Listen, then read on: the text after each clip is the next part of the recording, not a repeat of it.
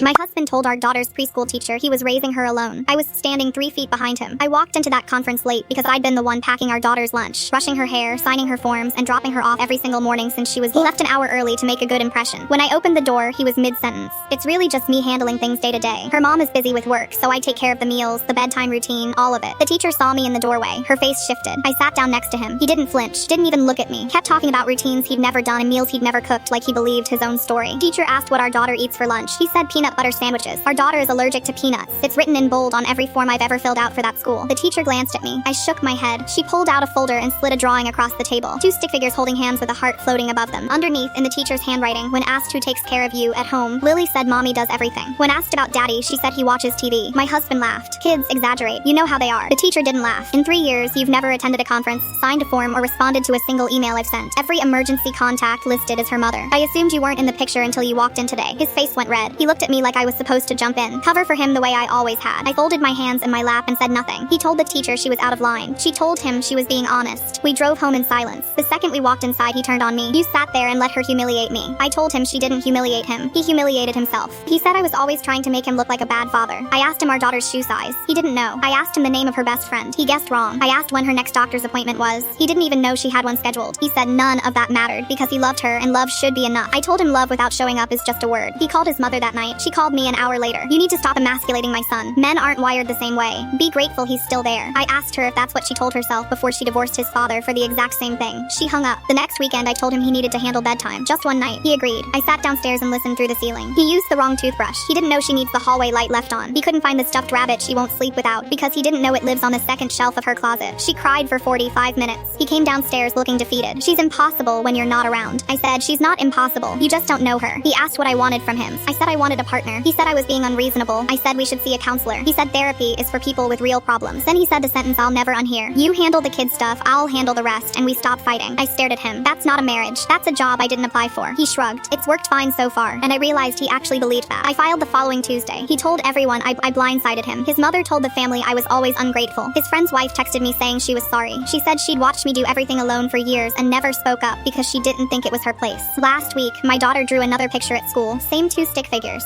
Same heart above them. But this time the teacher wrote underneath, Mommy and me in our new house. She brought it home and held it up with both hands. Can you put it on the fridge, Mommy? We have our own fridge now. I hung it right in the center.